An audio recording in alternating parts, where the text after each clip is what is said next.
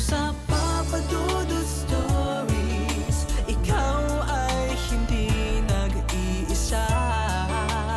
Isang magandang gabi sa inyong lahat, lalo na sa mga nakatutok ngayon sa inyong programa.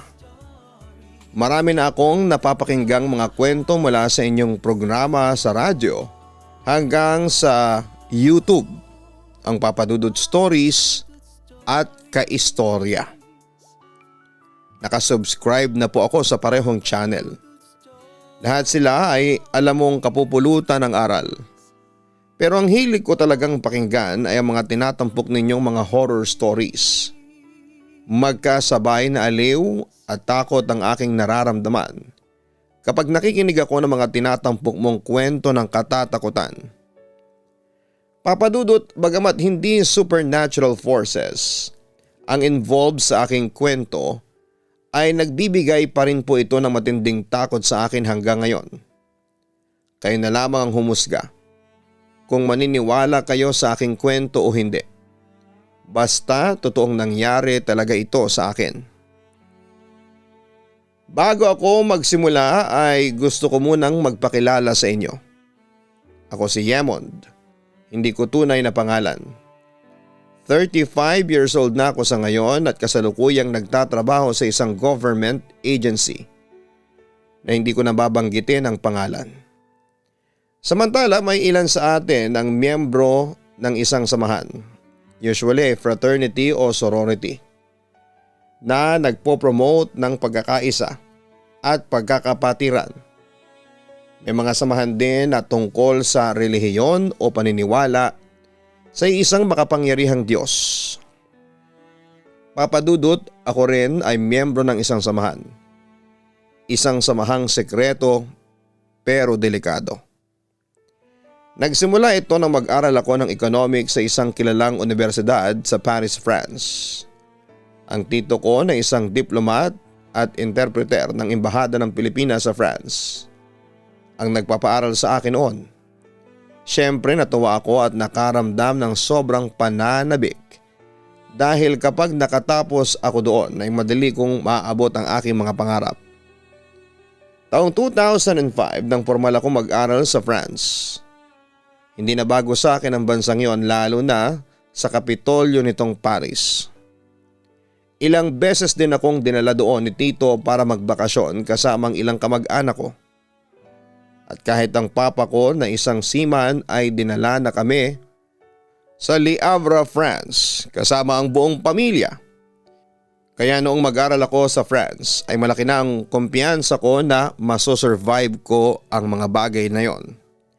Samantala hindi sa pagmamalaki, pero marami ang nagsasabi na may talento ako sa pagsusulat. Noong high school ako ay nakakapagsulat na ako ng mga tula at short stories tungkol sa iba't ibang bagay, at dahil nga sa culturally aware ako at maraming karanasan sa travel ay nakakapagsulat at nakapagsasalita ako ng 5 foreign languages aside from English and Filipino. Marami akong mga short stories na isinulat na foreigners ang bida, at isa na doon ang suspense thriller short story na may pinamagatang La Chaleur de l'été, o ang ibig sabihin ay The Summer Heat.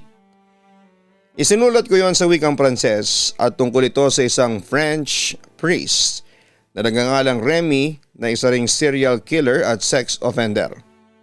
Naging kontrobersyal ang kwentong isinulat ko sa buong university noong magpasya akong ilaban ito sa isang literary contest.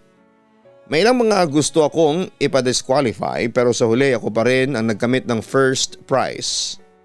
At dito na nga nagsimula ang lahat, Papa Dudut. Pagkatapos ko kasing manalo ay na-publish ang winning piece ko sa official literary journal. Mixed reviews ang natanggap ko. Pero karamihan naman ay puro positive. At isang gabi isang misteryosong email ang aking natanggap.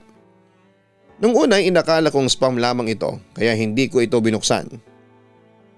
Pero muling nagpadala ito ng bagong email na may subject na pumukaw talaga sa aking atensyon. At ang sabi sa subject, "We can change your life, Yemond." Siyempre, Papa Dudut, agad ako na curious at binuksan ang email. Binasa ko ang nilalaman noon.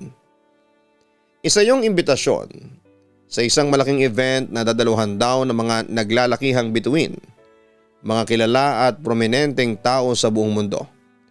Ako raw ay naimbitahan dahil daw sa aking kakaibang talento at tanging mga matatalino at talentado lamang daw ang iniimbitahan nilang sumama sa kanilang event. Pero naroon din sa imbitasyon ang ilang paalala na una, huwag ko raw sasabihin sa iba o ipagkakalat ang naturang event dahil ito raw ay sikreto.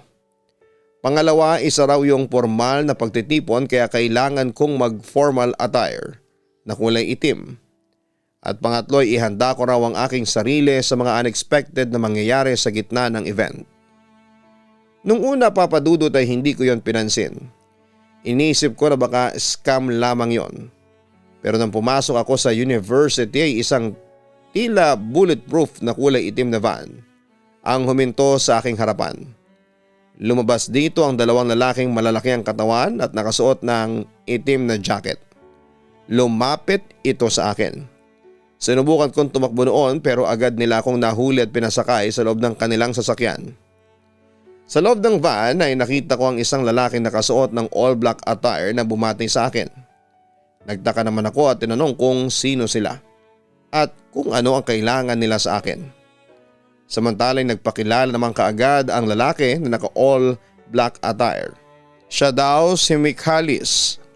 Isang Greek Cypriot at miyembro siya ng pinakamakapangyarihang secret society sa buong mundo. Hindi ko nababanggitin ang buong pangalan ng naturang secret society sapagkat ito ay confidential. Pero kilala ang grupo sa alias nitong Illuminati. Oo, Papa Dudut. Illuminati, isang salitang naging popular sa mga conspiracy theorist dahil sa nobelang Angels and Demons ni Dan Brown. Nang marinig ko yon ay hindi ako natakot bagkus ay napataas pa ako ng kilay. Akala ko pa nga ay gino-good time lamang nila ako o isang maaaring prank lamang ito mula sa isang popular comedy show noon sa France.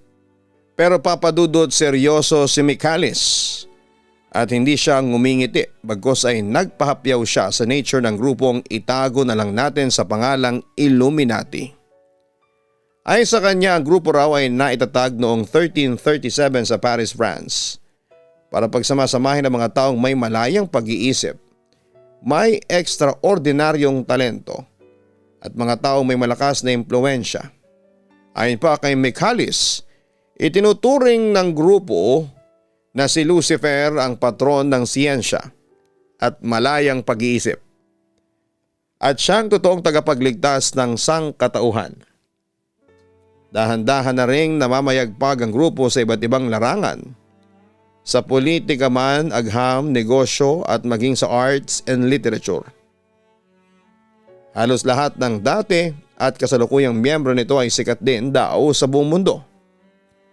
Maraming binanggit si Michalis na pangalan ng miyembro raw ng Illuminati na sikat sa iba't ibang larangan.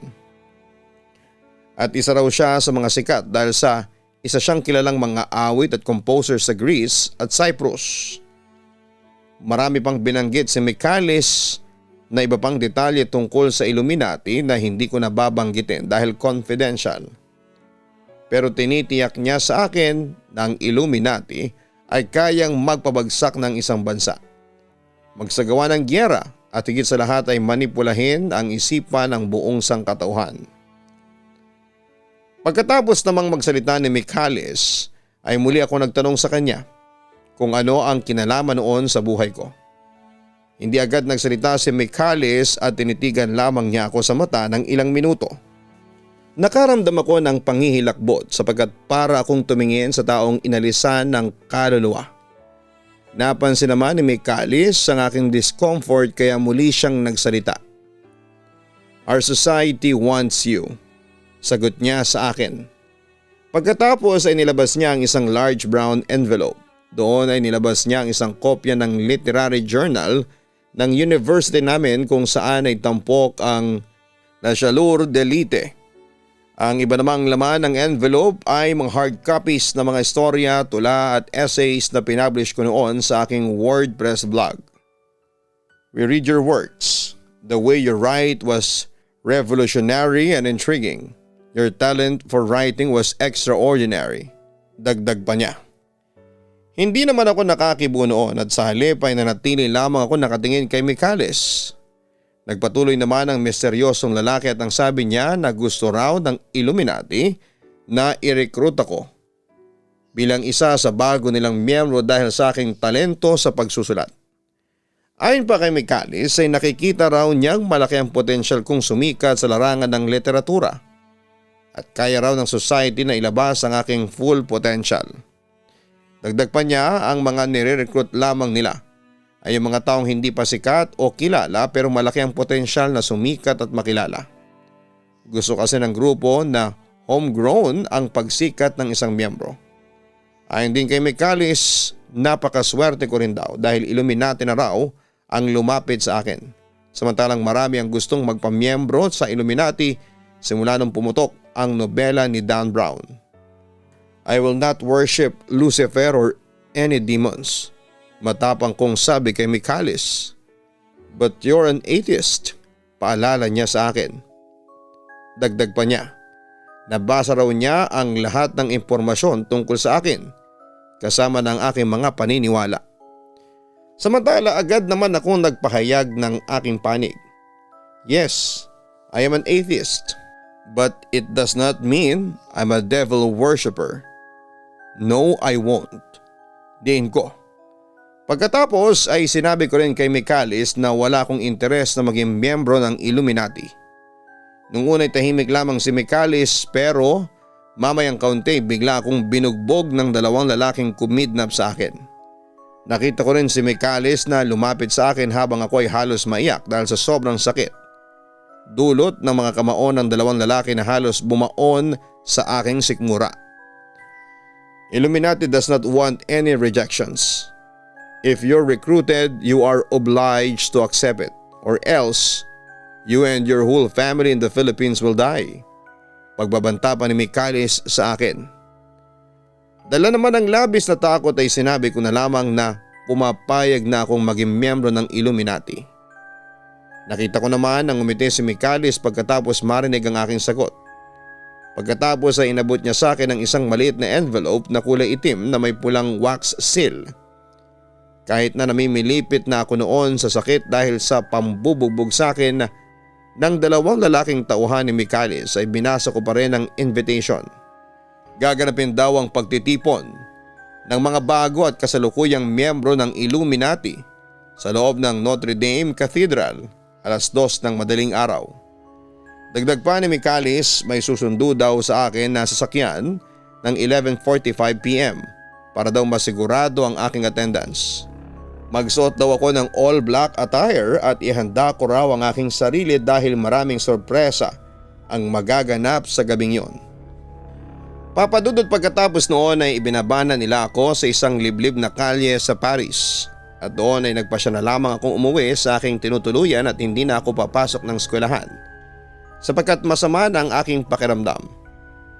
Pero kinagabihan ay hindi talaga ako nakatulog kakaisip sa nangyari sa akin. Sobrang takot din ang naramdaman ko at inisip ko na lamang na magpa-rescue sa Philippine Embassy para makatakas sa Illuminati. Pero naisip ko rin na isang malaking kapalpakan kung tatanggi akong maging miyembro ng grupo. Alam ko na sa puntong iyon ay mabigat na kalaban ng Illuminati. Ayaw kong madamay at mapahamak ang sino man sa pamilya ko. Kaya sa huli tinanggap ko na lamang ang katotohanang magiging miyembro ako ng isang sekreto, makapangyarihan pero delikadong samahan.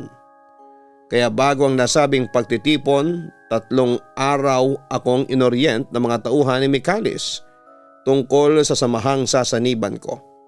Sa dami ng nalaman ko ay kinilabutan na lamang ako. World domination ang ginagawa ng Illuminati pero patago at halos walang nakakaalam. Kahit yung mga kumakalat na conspiracy theory tungkol sa sekretong samahan ay napag-alaman kong mali pala. Samantala dumating ang gabi kung saan ay magaganap na ang sinasabing pagtitipon. Pero habang naghihintay ng aking sundo ay nag-search muna ako ng tungkol kay Michalis at napagtanto kong tunay ang kanyang sinasabi. Isa siyang sikat na singer at composer sa Europa partikular sa Cyprus at buong Balkan region. Mamayang kaunti ay narinig ko nang may kumakatok sa pinto ng aking tinutuluyang kwarto. At hindi na ako nagulat nang bumungad sa akin ang dalawang lalaking kumidnap at nang bugbog sa akin sa loob ng sasakyan ni Michalis. Ineskortan nila ako pababa sa labas kung saan isang kotse ang naghihintay sa amin. Unang sumakay ang isang lalaki sa harap katabi ng driver habang ako at isa pa lalaki ay sa likod ng kotse sumakay. 11:54 PM nang dumating kami sa Notre Dame Cathedral. Tahimik ang buong paligid, kaya sino ang mag-aakalang may magaganap na pagtitipon sa loob. Doon kami dumaan ng dalawang escort ko sa back entrance at nagulat talaga ako dahil marami na palang tao sa loob. Tansya ko ay mga nasa mahigit 200 pero halos madilim ang paligid at tanging mga kandila lamang ng bawat miyembro ang nagsisilbi naming liwanag sa loob. Hindi rin komportable ang nakabibinging katahimikan sa loob. As in parang hindi mga buhay na tao ang kasama ko. Pero mukhang totoo nga ang sinasabi sa akin ni Michalis dahil ilan sa mga attendees ay mga kilalang taong nare-recognize ko. Karamihan sa kanila ay mga sikat na celebrities mula sa Hollywood at France ang naroon. Meron ding ilang mga kilalang politiko sa ibang bansa at mga sikat na manunulat at novelist, lalo na yung idol kong bestseller novelist na author ng kilalang children's novel na may temang witchcraft. Pero may mga nakita rin akong mga hindi kilalang muka na sa palagay ko ay katulad ko lang na mga bagong recruit. Pagsapit ng eksaktong 12:00 ng madaling araw ay nagsimula ang formal na pagtitipon sa pamamagitan ng isang misa. Pero ibang klaseng misang naganap dahil iba ang ritual. May tsinatsan silang mga salita na wari ko'y Latin. Mamayang kaunti ay sinisigaw na nila ang pangalan ni Lucifer na parabang siya ang kanilang tagapagligtas. At sa kalagitnaan ng misa ay pinakilala na sa mga taong naroon ang mga bagong recruits. Kung hindi ako nagkakamali, papadudod ay mga nasa 8 kaming bagong recruits ang ipinakilala ng Master of Ceremony. Pagkatapos ay may inabot sa aming pamphlet at buong lakas naming idineklara ang mga nakasulat doon. Mamayang kaunti nang matapos ang tila panunumpa namin ay lumapit sa amin si Michalis at nirequest niya. Sa aming 8 na ipakita namin sa kanya ang mga palad namin. Agad naman naming sinunod ang kanyang sinabi pero nagulat kami nang biglang laslasin niya ang aming palad gamit ang isang matalim na kutsilyo. Siyempre lahat kami baguhan ay napasigaw sa sakit. Pero si Michalis ay parang walang pakialam, sa halip ay inipon pa niya ang aming dugo sa isang chalice na gawa sa tanso. Pagkatapos ay isinalin niya ang nakolekta niyang dugo sa 10 bote na sa tingin namin ay alak. Mamayang kaunti ay nakita na naming isa-isang sinalin ni Michalis ang mga maliliit na basong pangtagay ng alak na may halong dugo. At yun ang dinistribute sa lahat ng mga miyembrong naroon para inumin. Samantala ay hindi pa nagtatapos roon ang ritual sapagkat ang sumunod na naganap ay ang sarili nilang bersyon ng Holy Communion. Pero sa halip na alak at ostia ang naroon sa altar, isang umiiyak at nagpupumiglas na lalaki na tingin ko ay nasa edad 30 pataas ang sapilitang dinala ng 2 alalay ni Michalis patungo sa altar. Nang makarating ay persahan nilang hinubaran ang nagmamakaawang lalaki at pinahiga sa altar. At para hindi makawala ang lalaki na sa tingin ko ay mula sa lahing Arabo o Middle Eastern ay nilagay ang kanyang mga kamay at paa sa kadenang naka-built-in na sa altar. Pagkatapos noon ay sinimula na ng Master of Ceremony ang bersyon nila ng Transfiguration. Maya-maya muling tinawag kaming mga bagong recruits at pinapunta sa harap ng altar. Papadudot kitang-kita ko sa mata ng lalaking alay ang labis na takot at nang magkatitigan kami. Para bang sinasabi niya sa akin na tulungan ko siyang makawala at iligtas ang kanyang buhay. At that point ay napaisip na ako kung tama pa ba ang ginagawa ko at may pagkakataong gusto ko nang umatras. Pero bigla ko naisip ang pagbabanta sa akin ni Michalis kaya nagpretend na lamang ako na hindi ko nakikita ang Arabong nagmamakaawa sa akin. Maya-mayang kaunti isang kagimbal-gimbal na ritual ang aking nagisnan. Lumapit si Mikali sa altar habang ang lahat ng miyembro ay may chinachant. Hindi ko maintindihan ang ibig sabihin maliban na lamang sa salitang Luciferus. Pagkatapos ay nagulat ako nang biglang itinaas ni Mikalis ang kanyang kamay na may hawak palang punyal. Pagkatapos ay walang kaabog-abog na ibinaon niya ito sa lieg ng alay. Papadudot kitang-kita ko ang pangingisay ng buong katawan ng lalaki habang ang kanyang dugo ay tumalsik sa paligid na umabot pa sa aking braso at damit. Napapikit na lamang ako noon sa sobrang takot at gusto ko nang umiyak noong mga sandaling yon. Pero pinigilan ko na lamang ang sarili ko. Maya-mayang sandali ay muling sa pagdilat ko ay nakita ko nilaslas na ni Mikalis ang leeg ng lalaki. At ang dugo nito ay sinasalok na ng Master of Ceremony gamit ang isang malaking bowl na gawa yata sa tanso. Hindi nagtagal ay humiwalay na rin ang ulo ng Arabo sa kanyang katawan. Sa puntong yun ay hindi ko na maiwasang dumuwal. Ganon din ang dalawa pa sa bagong recruits na kasama ko. The next thing I knew, Papa Dudut, ay winawak-wak na ni Mikalis ang bangkay gamit ang kanyang hawak na punyal. Tumambad sa amin ang mga laman loob nito. Halos lahat ng mga bagong recruits kasama na ako ay hindi napigilang dumuwal. Mamayang kaunti sinabi na sa amin ng Master of Ceremony na isa sa initiation rites ay ang pagkain ng laman loob at pag-inom ng dugo ng tao. Nanlaki ang mga mata ko sa sobrang takot at noong desidido na akong umatras. Pero bago pa ako makapalagay, lumapit sa amin ang isa sa mga assistant ng Master of Ceremony at isa-isa kaming inabutan ng baso naglalaman ng tila kulay asul na likido at inutusan kaming inumin yon. Hindi namin alam kung ano yon pero hindi na kami pumalag at sa halip ay ininom namin ang asul na likido. At hindi ako makapaniwala sa mga sumunod na nangyari. Nanginig ang buong katawan namin. Nakaramdam din ako ng matinding pagkahilo. Ang napansin ko na ang ilan sa mga kasamahan kong umiinom ng asul na likido ay parang nag-iba ng ugali, na parang naging mabangis na hayop, habang ako naman ay unti-unti nang nagdilim ang aking paningin. Muling bumalik ang aking huwisyo makalipas siguro ng 15 minuto, pero nagimbal ako sa aking nasaksihan. Halos maligo ako sa dugo habang may hawak na small intestine na nagmula sa bangkay ng lalaki. Napahawak ako sa aking bibig at doon ko napagtanto na nawala pala ako sa sarili at kumain ng laman loob ng tao. Ganon din ang naging reaksyon ng ibang mga kasama kong bagong recruits at hindi namin naitago ang pagsuka. Pero muling nagsalita muli ang Master of Ceremony at diniklara na kami bilang opisyal na mga bagong miyembro ng Secret Society. Narinig naming nagpalakpakan ang mga tao sa loob ng Notre Dame. At maya-maya pa ay nag-chant ang lahat ng miyembro kasama na ang bagong miyembro ng Madusin Astota Telesifa Volsits Esme Leftush Lial Legasmel Leftush Osme Sata Mandisa Astota Tiastut. Pagkatapos noon ay isa-isa kaming binigyan ng maliit na velvet box. Pagkatapos ay tumambad sa akin ang sinasabing Ring of the Morning Star. Pagkatapos ay inutusan kami ng Master of Ceremony na isuot yon habang nakaharap sa mga tao sa loob ng simbahan. Maya-maya ay isa-isa na kaming pinababa ng altar at sinalubong naman kami ng mga naunang miyembro at masaya kaming kinamayan at binate. Papa Dudut, sa maniwala kayo o hindi ay yon ang initiation para maging ganap ng miyembro ng pinakamakapangyarihang secret society sa buong mundo. Para kang sumali sa fraternity pero kung ako ang tatanungin, mas gugustuhin ko na ang hazing keso kumain ng lamang loob at uminom ng dugo ng tao. At pagkatapos noon ay kinausap na kami ng Grandmaster at isa-isa kaming binigyan ng role.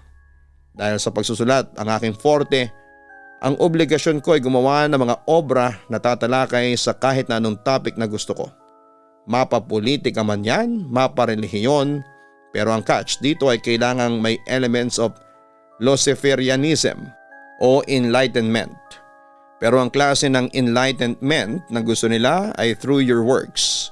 Ma-inspire ang mga readers mo to unconsciously go away with their religious beliefs.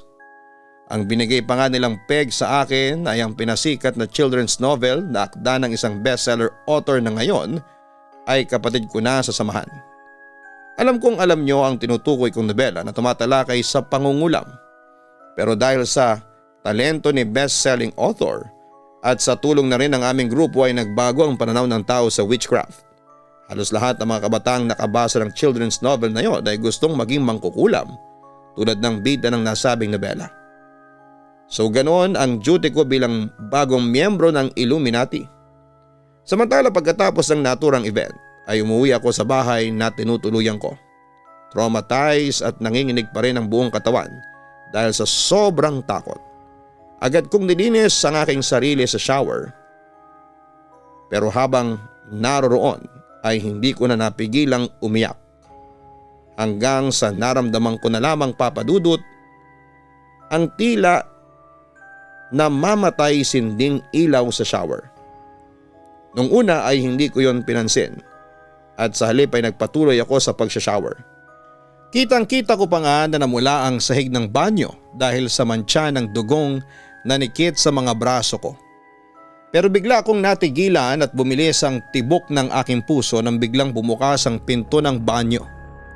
Nanginginig akong napatingin sa madilim na pintuan. Maya-maya ay naaninag ko na ang isang aninong palapit sa banyo.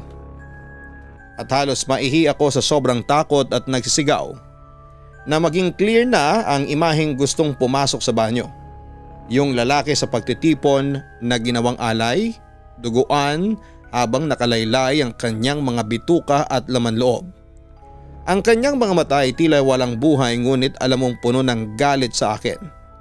Napasigaw ako nang lumapit siya sa akin at mabilis na sinakal. Tapos ay umalingaw-ngaw ang kanyang nag-iekong sigaw na para bang nanggagaling sa kailaliman ng lupa. Lumabas din sa kanyang bibig ang napakaraming dugo. Pagkatapos ng kahindik-hindik na imaheng yon ay bigla nang nagdilim ang aking paningin dahilan na nawala na ako ng malay. Nagising na lamang ako papadudot nang narinig ko ang ingay ng doorbell sa labas ng banyo. Napatingin ako sa paligid. Sarado ang pinto ng banyo habang ako ay nakasalampak sa may sahig habang patuloy na binabasa ng shower ang aking buong katawan. Agad akong tumayo at nagpatuyo pagkatapos ay lumabas ako ng shower. Nakita kong pumasok na ang sikat ng araw sa mga bintana. At bago ko tumuloy sa living room ay nagtapos ako ng tuwalya. Napatingin din ako sa orasan, 8:46 ng umaga. At nang mahimasmasan ng kaunti ay saka ko na lamang binuksan ang pinto.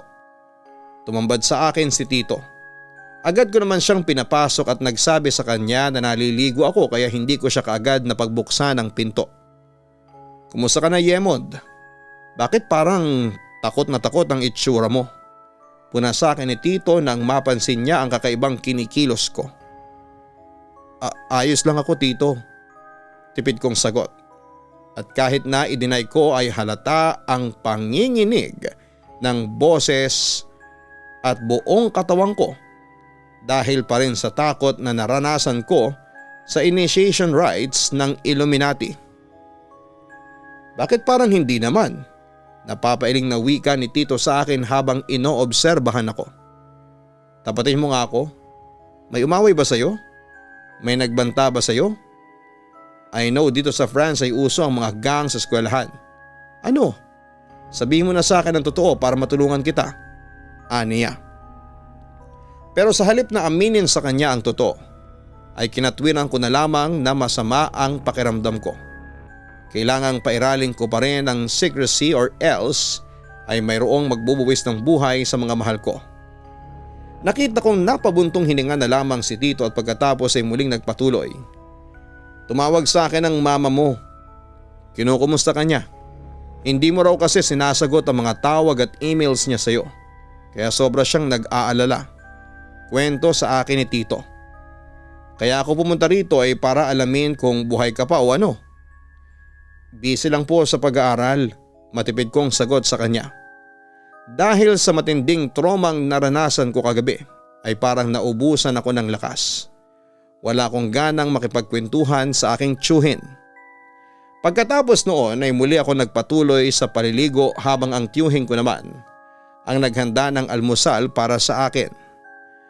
At pagkaraan kong maligo at makapagpalit ng damit ay kumain na ako ng almusal.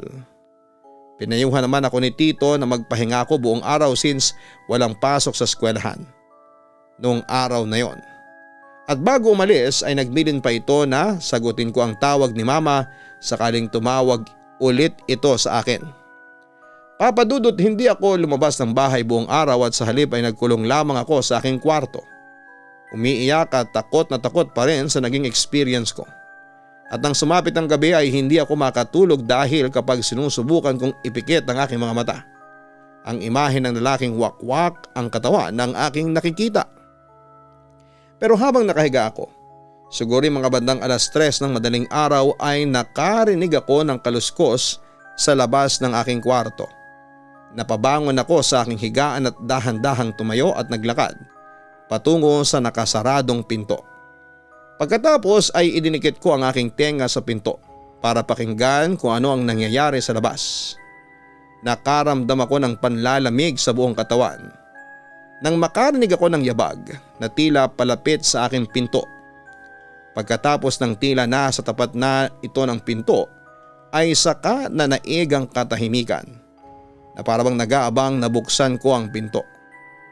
Sa puntong yon ay nanaig ang katahimikan sa labas ng aking kwarto. Hihinga na sana ako ng malalim nang bigla akong mapatras sa aking kinatatayuan nang biglang gumalaw ang doorknob. Kung sino man ang nasa labas ng aking kwarto ay pilit niyang binubuksan ang pinto ng aking kwarto. Dahil dito ay nakaramdam ako ng sobrang panghihilakbot. Lalo na nang biglang mamatay ang ilaw. Nanaig ang kadiliman sa buong kwarto. Mamayang kaunti, may naramdaman ako na parang humihinga sa aking kanang tenga. Lalong tumaas ang lahat ng balahibo ko sa katawan at muli akong napaatras papunta sa aking kama para kunin ang aking cellphone para gawing ilaw. At nang ginawa ko yon ay tumambad sa akin ang nakakatakot at nakakarimarim na itsura ng lalaking ginawang alay sa ritual ng Illuminati. Naliligo sa sariling dugo, wakwak ang dibdib at tiyan at halos sumasayad na sa semento ang mga small intestines niya. Pero higit na nakakatakot ay ang kanyang nanlilisik na mga mata na para bang mata ng demonyo. Dahil sa aking nasaksihan ay sumigaw ako ng napakalakas hanggang sa nagdilim ang aking paningin at tila ba nawalan ako ng malay sa sobrang takot. Nagising na lamang ako sa sikat ng araw na nagmumula sa bintana ng aking kwarto. Napabangon ako at nakita ko ang sarili ko na nakatulog pala ako sa may sahig. Pero papadudot pala isipan noon kung totoo bang nakita ko noong madaling araw o parte lamang yon ng aking bangungot. Pagsapit ng 8:00 ng umaga, nakatanggap ako ng message mula kay Mikales. Ayon sa kanya ay magkita raw kami sa isang restaurant malapit sa Eiffel Tower. May ipapagawa daw siya sa akin bago siya bumalik ng Cyprus para ipagpatuloy ang kanyang karir doon. Kaya binilisan kong maligo at magbihis at agad akong lumabas ng aking tinutuluyang apartment. Habang naglalakad papunta sa usapan naming lugar, napukaw ang aking atensyon sa mga poster na ikinakabit ng isang matandang babae sa mga poste. Nang lumapit ako para basahin ay nagimbal ako sa mga nakita ko. Isa pala itong poster ng panawagan sa anak niyang nawawala. Nang suriin ko pa ang litrato na nakaimprenta sa poster, nanginig ang buong katawan ko kasi namukhaan ko yon. Ito ang lalaking ginawang alay, ang lalaking pinatay sa harapan ko. Ang lalaki kung saan ay kinain ko ang kanyang lamang loob habang isinasagawa ang rite of initiation ng Illuminati. Ang pangalan pala niya ay Yusuf at isang Muslim na may edad 31 years old noon. Nakatira ito sa Lagut Duo na matatagpuan sa 18th Arrondissement sa Paris. Kinuha ko ang isang kopya ng poster na nakasabit sa isang post lamp dahil ipapakita ko yon kay Mikales kapag nagkita na kami. At yun nga papadudot, nagkita rin kami ni Mikales. Agad niyang sinabi sa akin ang aking assignment. isasali daw ako ng aming grupo sa isang prestigious literary prize sa buong France. Need ko raw na gumawa ng obra na indirektang tatalakay sa layunin ng Illuminati. Horror, suspense, love story, historical. Bahala na raw ako sa genre. Basta gawin ko raw ng mas may pasabog kesa sa nauna kong obra. Pagkatapos magsalita ni Micales ay ako naman ang naglakas ng loob na magtanong sa kanya. Ipinakita ko sa kanya ang poster ni Yusuf. Pagkatapos ay tinanong ko kung bakit nauwi ang lalaki sa pagiging alay sa aming Illuminati rights. Ang sabi lang sa akin ni Micales ay dapat raw ay i-recruit si Yusuf sa Illuminati kasabay ko at 7 pang kasama ko. Pero tumanggi daw ito at nanindigan sa kanyang paniniwala. Pero dahil sa hindi tumanggap ng rejection ng aming grupo, sa araw mismo ng kanyang pagtanggi ay agad siyang kinidnap, tinorture at yun ang ginawang alay sa Illuminati rights. Nagimbal naman ako sa aking narinig. Kung tumanggi pala ako noon kay Micales ay malamang ay mangyayari pala sa akin ang nangyari kay Yusuf. Gagawin pala akong alay sa Illuminati rights kung saan ay gigilitan ako ng leeg hanggang sa maputol ang ulo sa aking katawan. Pagkatapos ay wawakwakin ng aking dibdib at yan para ilabas ang aking mga lamang loob at ipapakain sa mga bagong recruits. Samantala pagkatapos noon ay umalis na si Micales para humabol sa kanyang flight pabalik ng Cyprus. Habang ako ay nagpasya na lamang na ipagpatuloy ang aking pagiging miyembro ng pinakamakapangyarihan at pinakadelikadong kapatiran sa buong mundo. Nagpatuloy ako sa pag-aaral ng economics sa France hanggang sa makatapos ako noong 2010. At sa tulong ng lihim na impluwensya ng Illuminati ay naipasok ako sa isang ahensya ng gobyerno sa Pilipinas at doon ako nagtatrabaho simula noon. Ang aking layunin ay makapag-infiltrate sa loob ng gobyerno at masigurado ang impluwensya ng Illuminati. Nagpatuloy din ako sa pagsusulat at kahit sa pagsulat ng kanta ay pinasok ko na rin. At isa nga sa nai-contribute ko sa larangan ng music ay ang pagiging co-writer ng kantang Yagapi Dinamoni, isang kanta sa wikang Griego kung saan ang kumanta ay si Micales. Co-writer din ako ng ibang kanta na isinulat ko sa wikang French at Greek. Sa ngayon ay binata pa rin ako. Takot akong mag-asawa at magkaroon ng sariling pamilya dahil na rin sa ayaw ko madamay sila sa pagiging Illuminati ko. Kahit ang komunikasyon ko sa aking pamilya, kapatid at mga magulang ay pinutol ko na rin. Yes, I'm living alone. At ang simula noong maging kasapi ako ng Illuminati ay never ko nang naramdaman ang maging masaya sa buhay ko. Sa totoo lang ay daig ko pa ang sinumpa at palagi kong hinihiling. Sa tadhana na sana'y mamatay na lamang ako kasi wala ring silbi ang aking buhay. Nabubuhay lamang ako sa dikta ng secret society na kinakasaniban ko. Nangyari nga yung sinasabi sa email na natanggap ko noon mula sa Illuminati noong 2005 na we can change your life, Yemond. Yes, nagbago po ito at namago nito ang aking buhay. For the worst, hindi ko ginusto ito papadudot at sa pagdaan ng panahon, aaminin kong tila nawala na ako ng konsensya. Nawala na ako ng kakayahang umibig at maawa sa aking kapwa. Hindi naman ako masamang tao, naging bato lang ang puso't kaluluwa ko. Sa ngayon ay magtataka siguro ang mga listeners at subscribers mo kung bakit ko ikinikwento sa inyo ang tungkol sa aking karanasan sa Illuminati samantalang may law of secrecy ang aming grupo. Well, ang pag-share ko sa inyo ay isa sa aming mga plano. Yung mga digmaang nangyari ngayon sa Ukraine at Gaza, lahat yun ay bahagi ng plano namin in preparation sa mas malaking pasabog sa 2025. At saka alam ko rin naman na 90% ng mga subscribers mo ang hindi maniniwala sa kwento ko. Iisipin nila na bahagi lamang ito ng daang-daang conspiracy theories tungkol sa grupo namin. Anyway, isa rin sa dahilan ng aking pag-open ay para malinis ang aking konsensya. Matuloy man o hindi ang aming plano sa mga darating na taon, at least ay hindi na ako uusigin ang aking konsensya na na-share ko sa inyo ang dapat kong i-share na nakapagbigay ng babala sa inyo. Maniwala man kayo o hindi sa aking kwento, ang maipapayo ko sa inyo ay maging handa kayo palagi sa anumang pwedeng mangyari. Papadudot hanggang dito na lamang ang aking pag-share. Alam kong kontrobersyal ang aking kwento, May mga maniniwala at may mga hindi. Pero sana ay mapili mo pa rin i-share sa inyong mga subscribers. Nakasubscribe na rin po ako sa Kaistorya YouTube channel. Tandaan ninyong lahat, anuman ang mangyari ay huwag na huwag kayong mawawala ng pananampalataya sa Diyos. Dahil oras na maghari ang kadiliman, ang Diyos lamang na si Hesukristo ang tanging ninyong magiging sandata. Lubos na nagpapasalamat, Yemond. Ang buhay ay mahiwaga,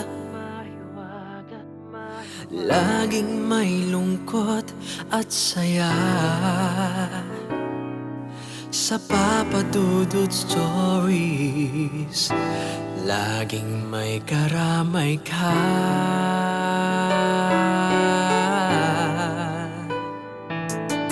Mga problemang kay bigat,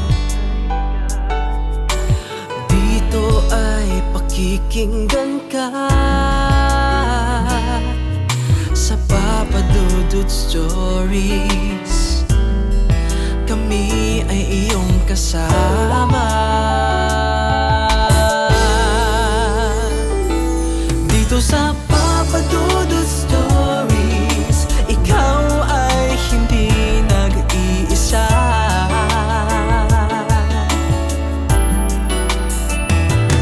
Dito sa Papa Dudut Stories, may nagmamahal sa'yo. Papa Dudut Stories, Papa Dudut Stories, Papa Dudut Stories.